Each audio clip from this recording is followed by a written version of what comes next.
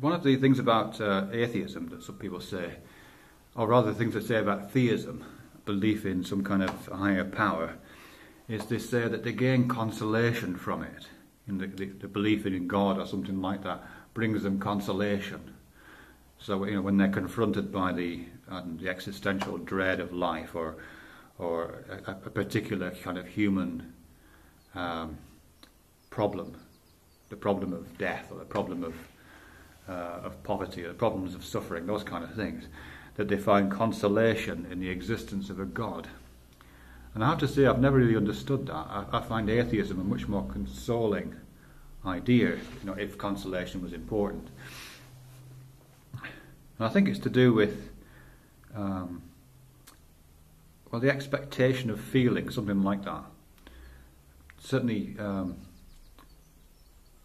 not sure if I can really articulate what I'm trying to say here, but the religious belief, different kinds of religious belief, seems to make requirements that you adopt a certain attitude toward the universe, or toward life, or towards the planet, or towards other people, or something like that.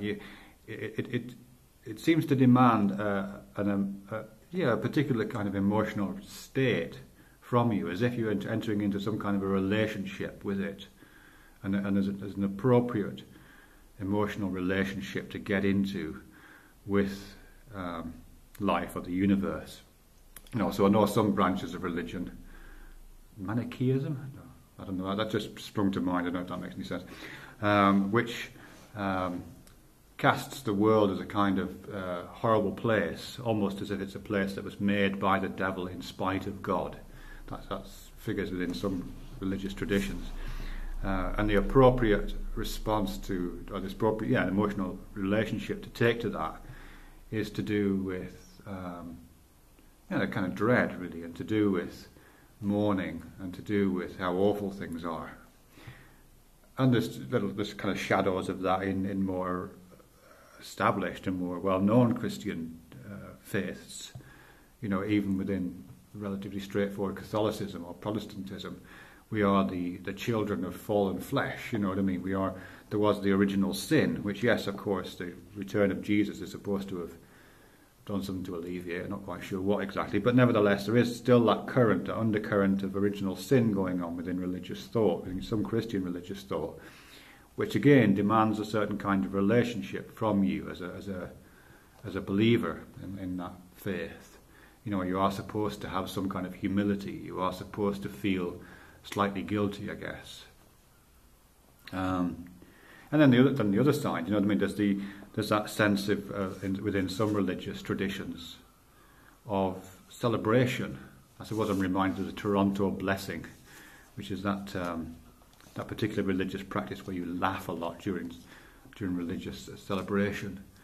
And lots of religion, lots of different religions, I guess, but lots of Christian sects and variants have that as part of it. The idea that life is a gift, or that the universe is a gift, and we should be in a relationship of celebration towards that.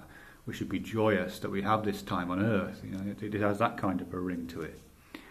And even not kind of quasi-religions, or even religions which aren't really religions at all, something like religious naturalism, which is this approach that a number of writers have. Ursula Goodenough is probably the best known, who write in kind of religious ways about the natural world. So you're not asked to believe in anything that isn't true. You are just asked to take a certain kind of reverential attitude towards the natural world. It's kind of a recognition that the natural world is kind of sacred, for want of a better word for it. So again, it's about demanding an emotional response. Even though it's not a formal religion, it demands a certain kind of emotional response. And I think there's even traces of that in some science writing. When Dawkins and Carl Sagan and those guys talk about awe, and talk about this kind of Spinozan relationship to the natural world, quasi-Spinozan relation to the natural world. You are intended to feel a certain way about it. You know what I mean? You are encouraged to be slightly gobsmacked by the existence of this weird and wonderful place and feel a certain way about it, feel fairly positive about it. So I think all of those formal religions or kind of religious attitudes, all place this burden of feeling upon you that you're supposed to get into a certain kind of relationship with the natural world, the universe, other people, and so on. And I think that's a bit of pressure, really. Atheism doesn't do that. Atheism, at least as my particular brand of atheism, it doesn't have that kind of. It doesn't present the universe or the world as something that you can have a relationship with. There's no suggestion of a being in there. There's no suggestion of anything. It's completely implacable. The universe doesn't care. It's not in the sense that it's a mean-spirited, hard-faced universe. It just doesn't have a face. It just doesn't have any meaning in that sense. It's just mechanical processes. It's just physics and chemistry, and there's no room in there for any kind of relationship. And I quite like that. And that's in a sense that's what science does. Science has that same kind of thing. Science, which is the examination of the natural world as if it was an implacable set of forces, which it is. Science doesn't care whether you like its results or not, whether you believe its results or not, whether it just does the thing, really. It just carries on in its implacable way. And I like that. And I take great consolation from that. I find that a much easier universe to live in than one that's got even the traces of being in it, or makes any kinds of emotional demands upon me, or demands that I relate to it in any particular kind of emotional way, whether it be as a curse or a gift. Because at the end of the day, if it's a universe which hasn't got that being, it doesn't matter what I feel about it. I can feel joyous or I can feel suicidal. It makes no difference at all. My feelings about it, my attitude towards my life, my attitude towards the life of people around me is, in that broad sense, completely irrelevant.